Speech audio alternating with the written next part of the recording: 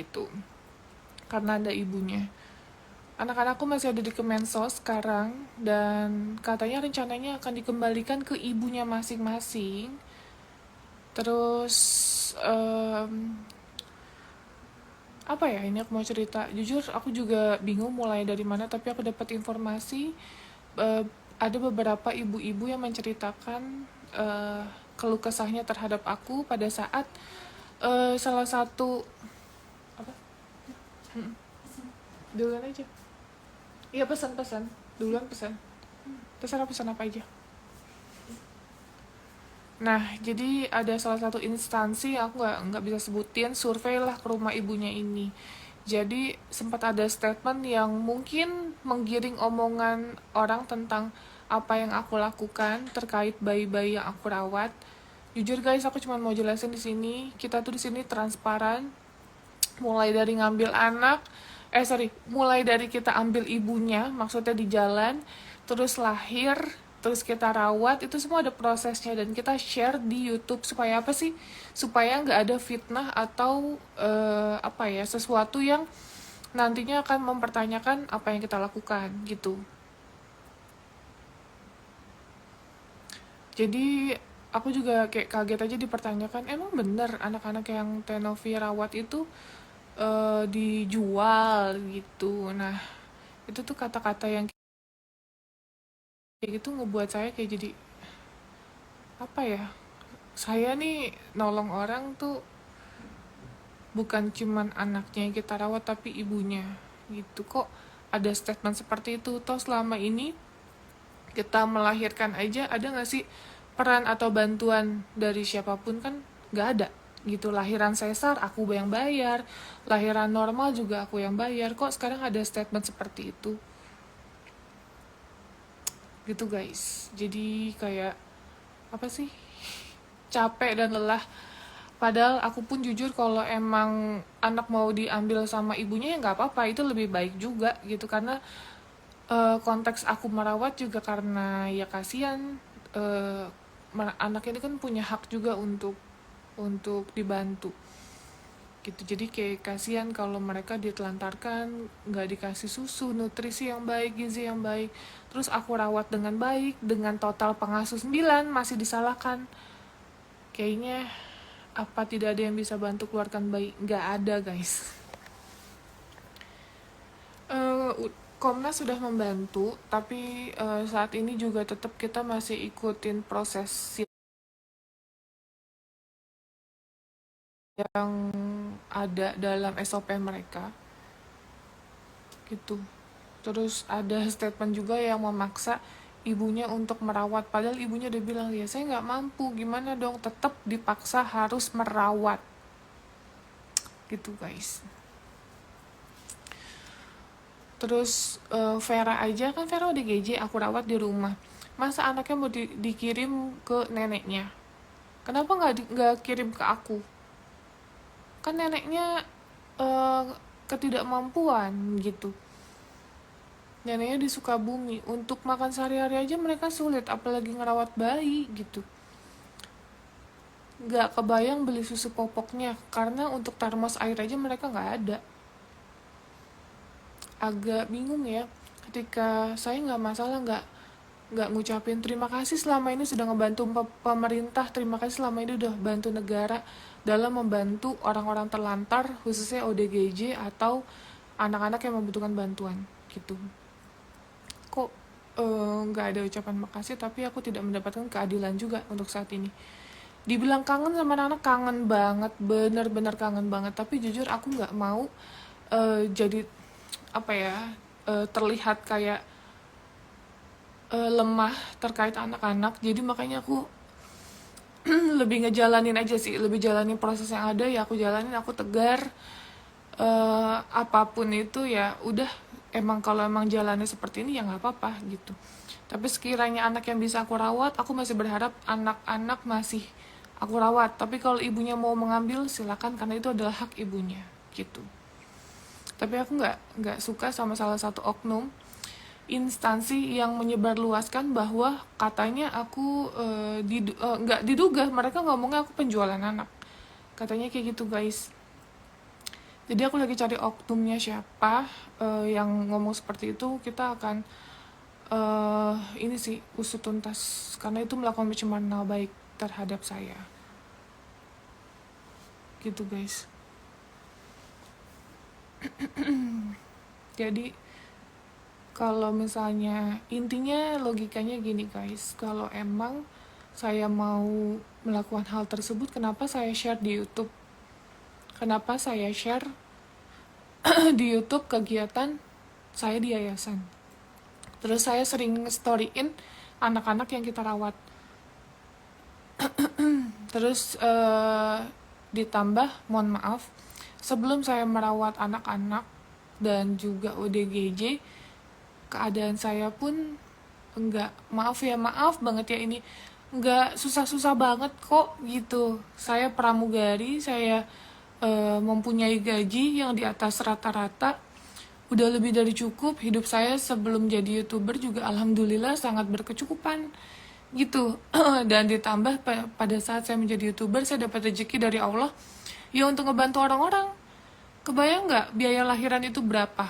Sesar loh.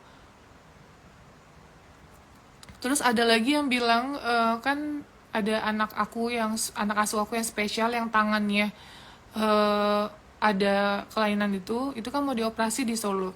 Adalah orang instansi ini nih, oknum ini, dia bilang nggak usah berharap sama Novi untuk membiayai itu, nggak akan kok dibayarin untuk biaya itu katanya.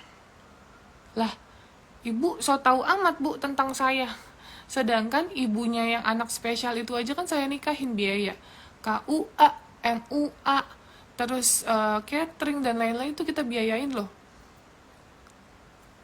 Jadi agak lucu kalau misalnya kegiatan dan sosial kita masih diragukan oleh orang lain. Itu agak aneh sih, udah nggak tahu tapi sok tahu. Biaya lahiran sesar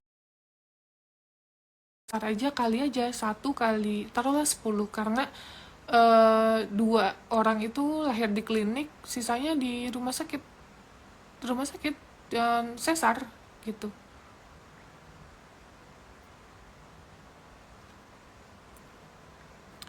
Jadi ya gitulah, kita pun dibatasi untuk datang ke sana karena jenguk cuma bisa hari Jumat, dan itu pun lebih diutamakan ibu kandungnya, bukan saya.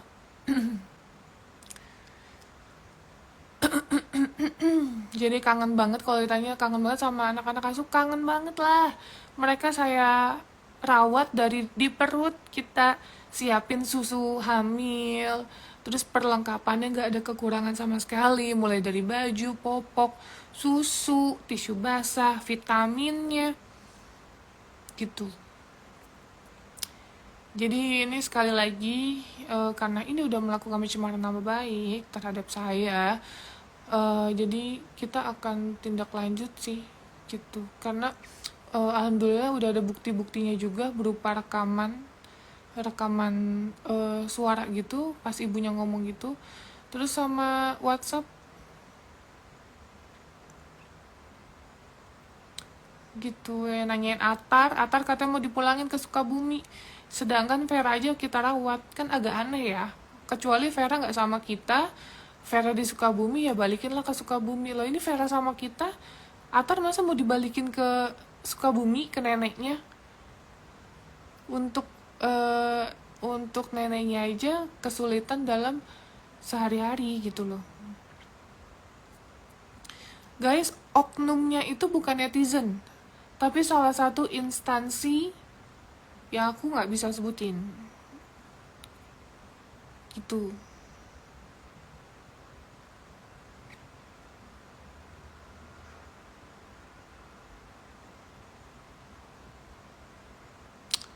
Jadi itu guys,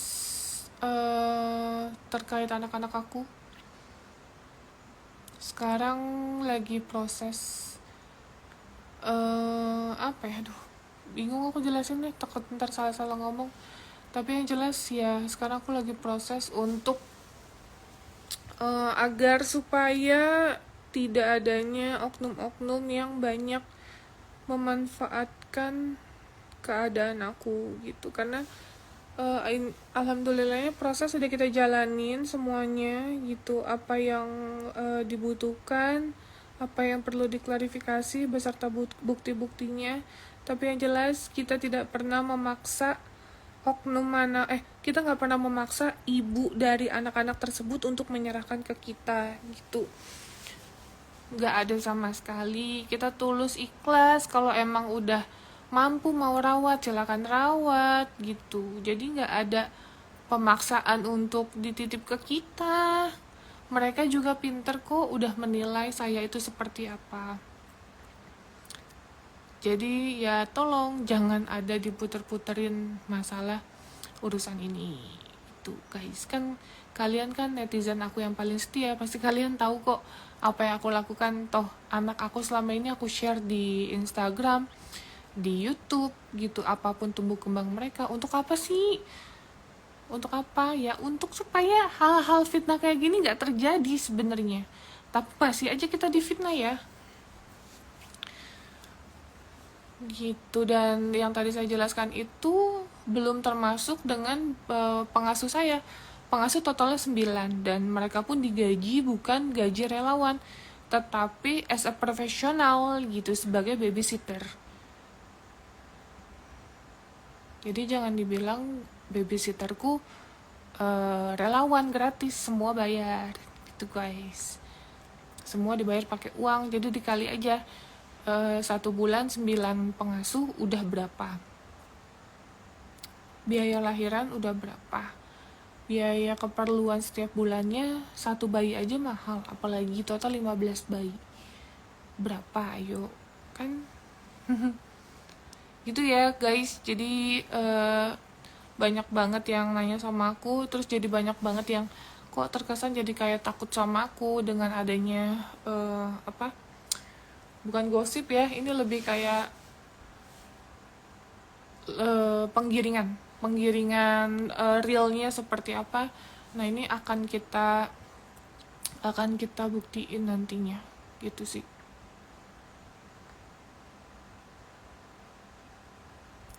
Terus pengasuh yang di panti udah pulang.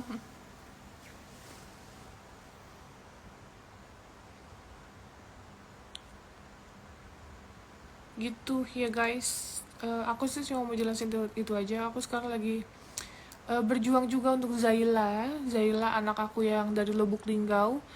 Padahal keluarga sudah menyerahkan sama aku, tapi pihak dari salah satu instansi yang mau mengembalikan ke Lubuk Linggau. Kalian kan tahu dan nonton Ibu Sekar itu dari 7 anaknya atau 8 anak gitu ya, itu dijual terus sama Ibu Sekar. Nah itu mah emang real dijual. Sedangkan sama aku rawat dari bayi sampai sekarang Zaila 1 tahun lebih gitu. Jadi kok aku nggak boleh merawat atas dasar apa gitu. Kalau emang ibunya layak dan mampu untuk merawat nggak masalah, ini ibunya nggak mampu gitu, karena 3 anaknya Ibu Sekar aja itu nggak sekolah. Pak Adusnya yang ngomong sama aku, kalian nonton deh YouTube-nya Ibu Sekar, kan ada di YouTube. Masa sih Zaila mau dikasih ke sana lagi?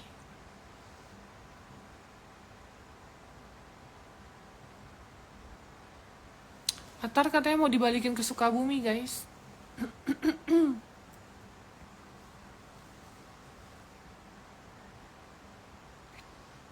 Gitu. Dari yang bagian mata sakit betul, Zaila sakit mata sipilis karena tertular sama ibunya, karena dia lahir normal. Jadi matanya itu bernanah. Aku rawat sampai alhamdulillah Zaila sehat sampai sekarang gitu. Terus tumbuh kembangnya baik, dirawat dengan baik. Terus sekarang dia mau dibalikin ke Lubuk Linggau. Kebayang gak sih rasanya kayak gimana? Kalau ke ibu kandungnya yang notabene normal, ini nggak masalah. Ibunya kan ODGJ gitu loh, ODGJ prostitusi dan juga pecandu gitu, suka ngelem. Kebayang nggak Zaila digotong-gotong dibawa-bawa ke jalan?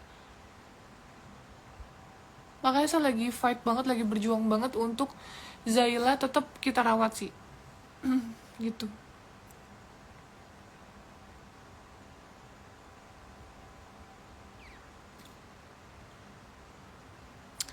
Ya, Tenovi matanya kok merah, iya guys, iritasi.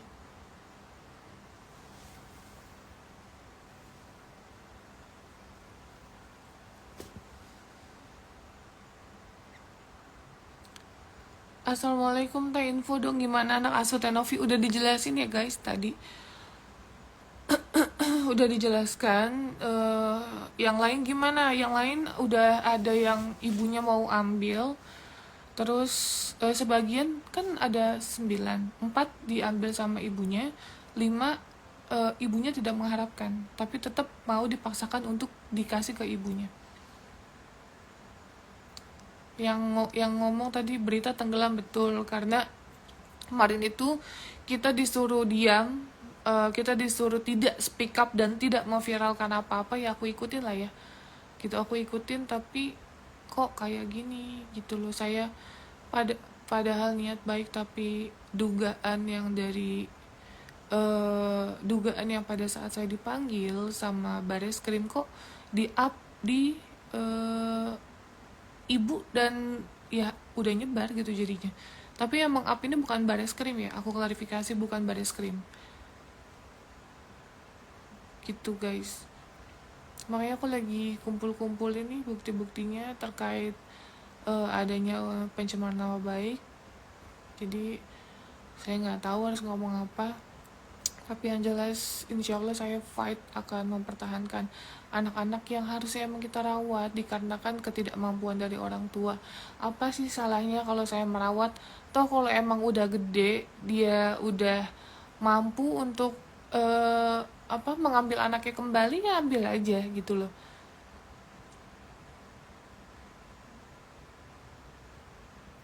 Ya nggak sih guys? Terus kalau emang misalnya anaknya suatu saat nanti misalnya dia udah tahu tentang kondisi dia bukan anak aku gitu, dia mau kembali sama ibunya, ya nggak apa-apa juga gitu. Tapi kan selagi ini eh selagi ini mereka masih membutuhkan susu, membutuhkan perawatan gitu ya, kenapa nggak saya rawat, karena saya merasa saya mampu gitu guys.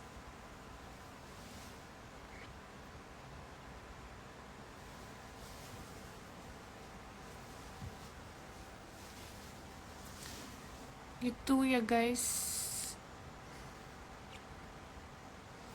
Itu aja sih yang mau aku jelasin, jadi mohon doanya aja.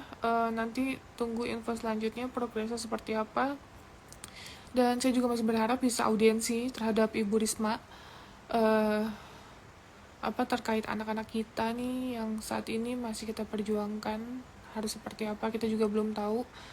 Jadi tetap bantu up berita kita, dan mohon doanya aja. Saya percaya sih dari 650 yang nonton live saya, satu mungkin akan dijabah oleh Allah doanya, dan saya hanya mau dimudahkan dalam urusan ini sih ya. Semoga Allah memudahkan niat baik saya untuk merawat anak-anak dan juga ODGJ yang saya rawat. Jangan sampai kebaikan orang itu dipersulit. Nanti kasihan kalau misalnya orang baik dipersulit, banyak orang di luar sana yang gak mau berbuat kebaikan. Takut dipersulit, takut ngeri gitu-gitu. Jadi ya tolong jangan ya. Oke, sekali lagi guys, terima kasih untuk kalian semua ya. Bye, assalamualaikum. Aku soalnya mau ada acara abis ini ya. Bye guys.